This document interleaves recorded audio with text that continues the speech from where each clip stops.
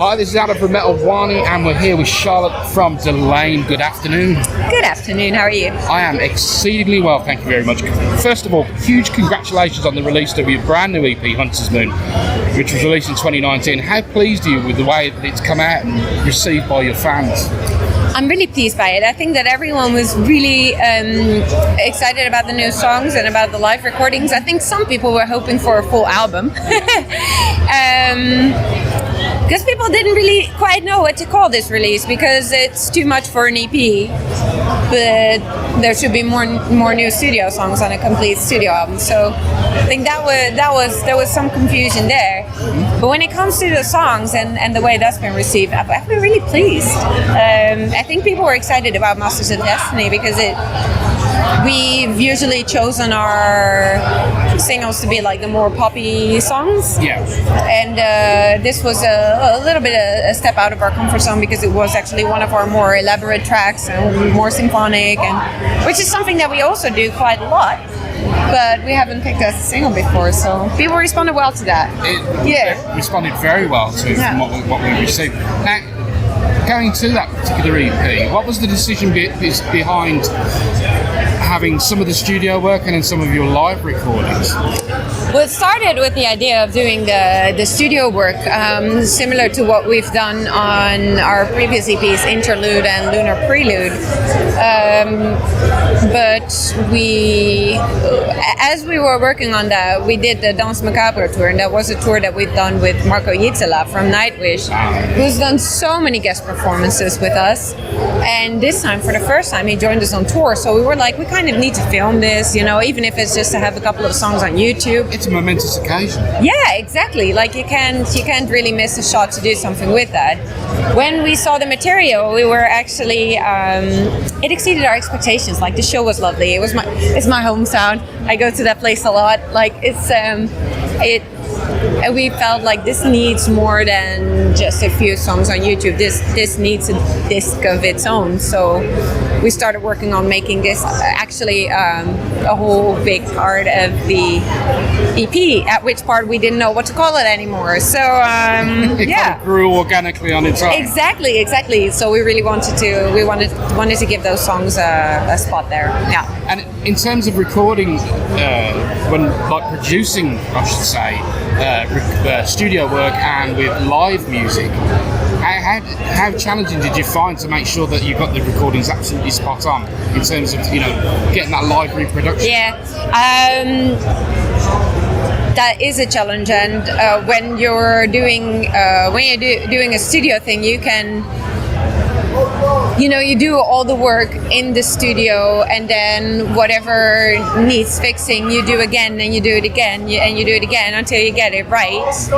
And I think with doing recordings like this, you really have to, it's one shot, that's the first thing, but also you have to really prepare, for example, with the gear that you use and the position you take on the stage.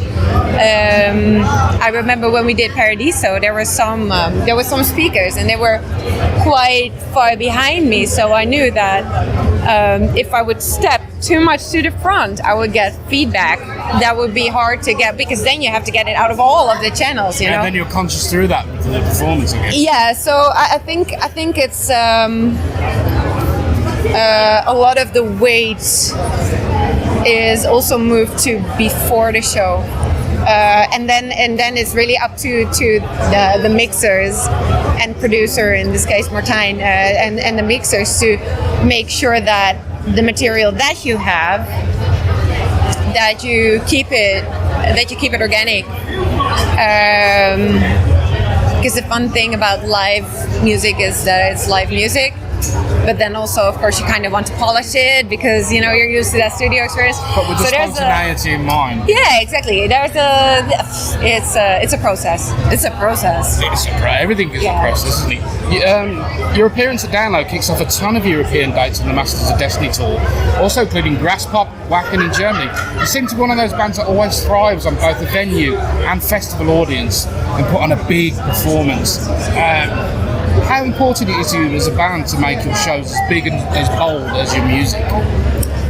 I think it's very important. You know, when your music sounds like you have a 50-piece orchestra behind you, when it feels like you're you know, when you're singing along and when you're raising your fist like you're marching in this army, but a fuzzy and cuddly army, you know, that type. Then you kind of want everything to be in the same vein. You want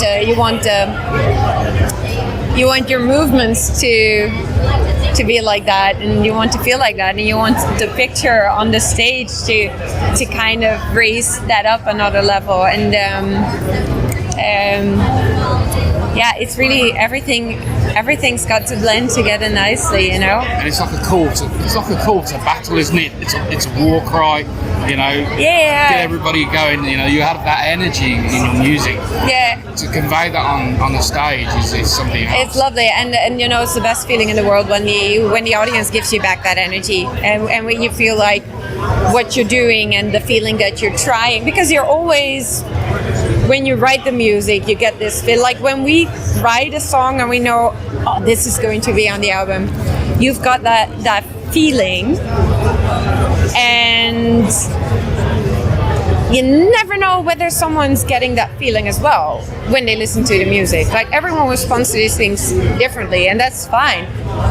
But when you have that moment in the show where you kind of see and feel that everyone's kind of in that same energy, that's just lovely, because then it's like the plan worked. It's like the plan worked. You want the best for your, you know, the piece of music is your child. And you want the best for that. You know, it's a moment of pride, I take it. Yeah, definitely. Are you guys recording at the moment? What's going on? And when can we expect that to be released? Well, we are recording. Like, this whole festival season for us is recording, performing, and it's kind of peak time now. I think we got 3/4 of it done, but in fall we're going on tour a lot, so we've got to take that into account. So let's say I hope that by the time that we hit the UK in February, which we just announced today, that there will be a new album. Oh, it's so exciting. Now I'm going to ask your opinion on something. Yeah. It's not about the band, but it's about your individual opinion on something. It's nothing serious. Okay. Don't worry, it's absolutely fine. Pancakes. No, different question. Okay. Different. I'm off the carbohydrates. So Okay. But with bands like Iron Maiden and Judas Priest coming towards the tail end of their careers and looking now forward to the bands that are coming up with you guys, who do you see that are going to be kind of like not the next best thing or the next big thing, but well, we are obviously. Well, naturally, of course.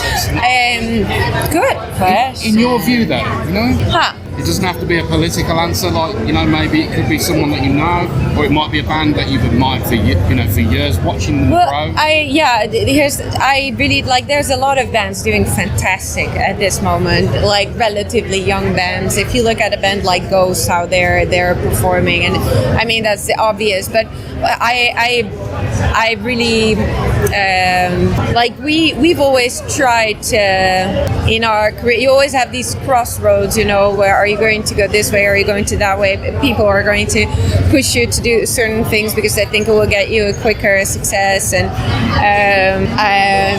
I always admire bands that just steadily do what they've done and keep doing it. Stay true to themselves. Yeah, regardless of change and something. So I don't know. I think Arch Enemy is doing great. They've had such a long career already, and I mean, Elisa is doing so.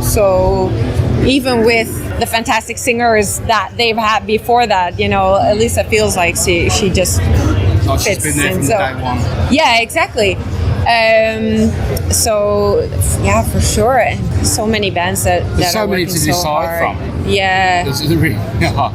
But listen, thank you so much, Charlotte, for joining us here at Metal Warning today. I won't put you under any more pressure to think of another band's name. Don't you worry, my dear. It's absolutely fine. It is more like once I start, it's like, where do I finish? That's but, it. Get you thinking for the rest of the day now. Yes, exactly. Thank you so much. Thank you.